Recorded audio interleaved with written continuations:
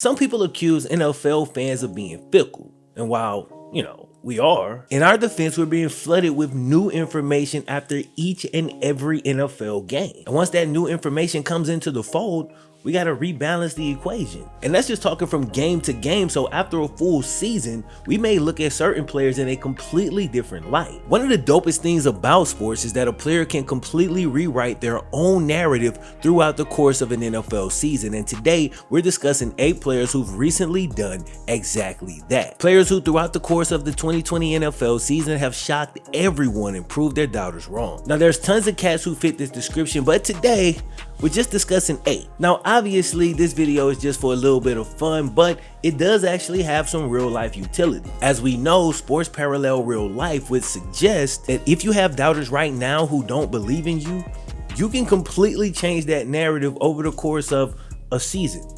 Whether you're trying to get more playing time on the field, trying to move up the ladder at work, or maybe just looking for a little bit more respect in general. Throughout the course of a year, things could change drastically, but you gotta put your head down and go to work. Just like the 8 players who made today's list. Without further ado, y'all already know what time it is, man. Cue the Wayne.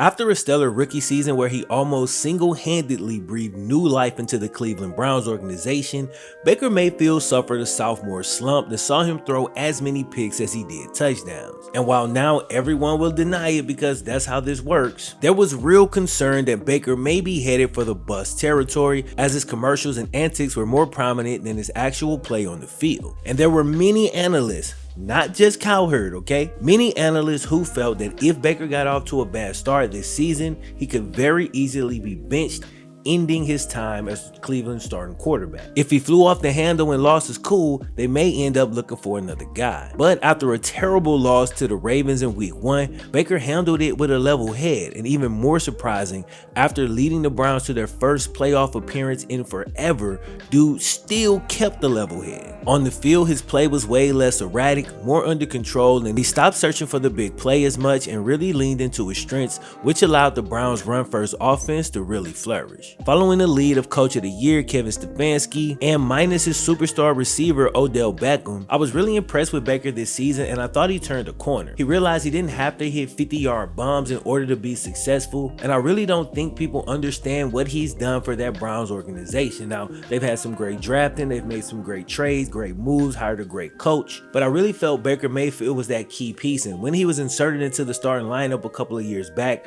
the Browns just started slowly turning into what you see today. But the crazy thing is, a lot of people felt that he may not actually cross over into the promised land with them, but after smacking the Steelers in the playoffs this past season, dude's up for an extension and he's looking like he's going to be the Browns franchise quarterback for years to come. Antonio Brown had one of the most disturbing public meltdowns I've ever seen. His behavior was erratic, and dude really seemed completely insane for a pretty long period of time. His social media antics, whatever the hell that whole saga was with the Raiders, and a random rap career that seemed to come out of nowhere, it was really looking like AB was gonna go from arguably the best receiver in the league to out of the NFL in a matter of months, all due to his behavior off the field. Many people assumed his career was completely over. And this seems kind of dramatic now, but at the time, I honestly feared for dude's safety. I thought he was a danger to himself and others, and I'm not sure if he got help or if he just figured it out on his own. But whatever he did to get back to work and do what he's great at, he needs to keep doing it. With all the pending cases and a new AB story popping up like every week at one point, things really were not looking good. Dude burnt damn near every bridge he ever had access to, but there was one bridge he kept intact. He crossed that bridge and met his homeboy Tom Brady on the other side, and the man who many thought would never play in the league again waltzed right into a damn Super Bowl. So how's that for proving your doubters wrong? We may as well stay on the Super Bowl champs for a minute and talk about the GOAT. Tom Brady was seen by many as a product of the Patriots system and Bill Belichick. Dude was seen as washed and had some downright embarrassing old man moments throughout the course of the season. But when the dust settled, dude had one of his best NFL seasons to date with 4,600 yards, 40 touchdowns, and only 12 interceptions. And while it wasn't always pretty, when it mattered most, Tom Brady showed the world that he's still the dude to beat by winning his 7th Super Bowl and taking Drew Brees, Aaron Rodgers, and the young GOAT Mayfield, Patrick Mahomes, all out in one fell swoop. Meanwhile, the Bill Belichick Patriots seemed to melt down without Brady, and dude was already seen as the GOAT coming into this whole thing, but after this past season, Tom Brady haters are really running out of fuel. Now, before we move on to another team, I gotta show love to one final Tampa Bay Buccaneer, and that's old playoff Lenny himself,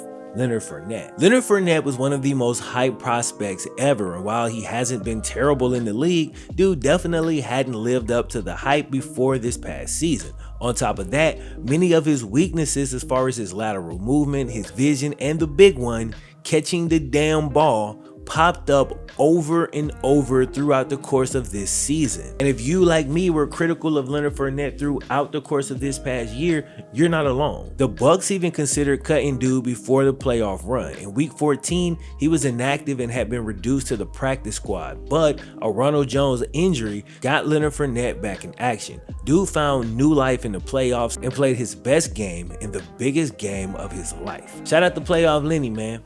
Hell of a playoff run. This year's rookie quarterback class was star-studded, but the two national champions who played in the SEC got all the love early on. People had tanked for Tua, but by the time the draft rolled around, it was both Tua and Joe Burrow battling for the #1 spot, and rightfully so. But many people, including myself, slept on Justin Herbert. And before you jump down our throats, you gotta understand, people like myself who've been watching football for a pretty long time have been burned over and over by the super strong arm prototypical quarterback. Some of the biggest busts of all time have very similar scouting reports to Justin Herbert. He really seemed like that guy who had all the tools but just didn't have it. You know, I watched him in college, and dude threw mostly screens and wasn't asked to do much even as a senior. So yeah, I thought it was an indictment on Justin. Clearly, he's not able to run anything else, but actually, in hindsight, I realized it's an indictment on Oregon's coaches. You mean to tell me you had this dude the whole time, but wanted him to throw 20 bubble screens a game? Another thing that turned some non-Chargers fans against Justin Herbert early on was the way the Chargers completely messed over Tyrod Taylor. The way he lost his job because he had his lung punctured by a team doctor is just one of the most messed up situations I've ever seen in my life. With that said, that has nothing to do with Justin Herbert. That ain't his fault, so if you're mad about that, you gotta let that go, or at least look past that and give Herbert his credit. This man found out he was starting the day of the game, and the rookie went out there and put on a show and battled to the very end against one of the game's best. His big plays and athleticism popped off the screen, and you gotta show him some love for that. If you were like me and were a Justin Herbert doubter, dude completely proved us all wrong. He's an absolute stud, and I can't wait to watch the rest of his career. And as a Bengals fan, I look forward to battles between him and Joe Burrow for years to come. Next up, we have the least known player on this entire list, James Robinson. If you don't know, James Robinson was a rookie running back this past season who played for the Jaguars. This man came out of absolutely nowhere, ran a slow 4.64 40, and was doubted so much by every NFL organization that nobody drafted him. But the Jags picked him up as an undrafted free agent, and dude went crazy. In only 14 games, he ran for just over 1,000 yards and scored 7 touchdowns on the ground. But that's not it. Not only can he play that traditional running back role, but he also fits in today's league. And he can catch. Dude got hands. He caught 49 passes for 344 yards and scored 3 more touchdowns in the passing game. And while I promise this is not meant as a shot to Leonard Fournette, but there's a lot of things this cat does better than playoff Lenny himself.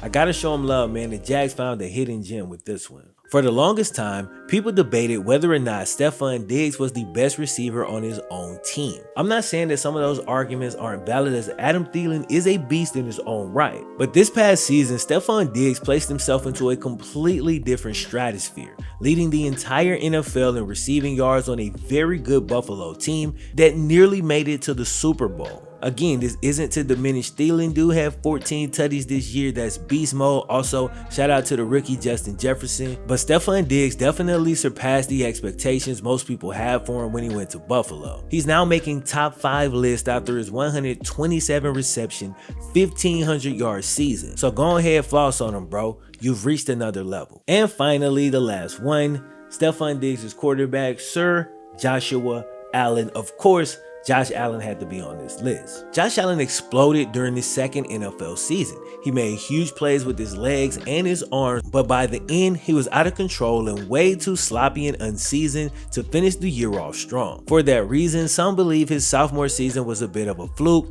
and by this year, teams would have completely figured him out and he would plateau or take a couple steps backwards. Well, those people couldn't be more wrong, as this dude went neck and neck with Aaron Rodgers for MVP. He led what was the hottest team in the league for most of the year, and they only fell to the defending Super Bowl champs, one game shy of the Super Bowl. It was an insanely successful year for Josh Allen. Even though he finished just short of both MVP and making the Super Bowl, dude cannot be denied his props. Not only does he have the physical traits and production, but I was really impressed with his leadership ability, man. They won 2 playoff games versus the Colts and the Ravens, but fell short against the Chiefs. And even though they were unable to finish, I was extremely impressed with Josh Allen, and I really felt he proved all of his doubters wrong this season. So there you go, 8 players who proved their doubters wrong and commanded a whole new level of respect after this past year. I know I couldn't include every single player who proved doubters wrong this year, but those were 8 guys who really stood out to me. Also, shout out to my Discord for giving me a few players that I ended up including on this list. If you want to join, there will be an expiring link down in the comment section and description of the video. And while I'm plugging, I recently started back uploading to my second channel, just short, quick news videos over there. So if you're looking for a little bit more FlemLo, or you just want to keep up with some things going on around the football world, there'll be another link for you to subscribe over there. So remember, keep changing your real life narratives and go out there and prove your doubters wrong. Everybody out there, take care of yourself. I'm gonna holler at you in the next one. Peace.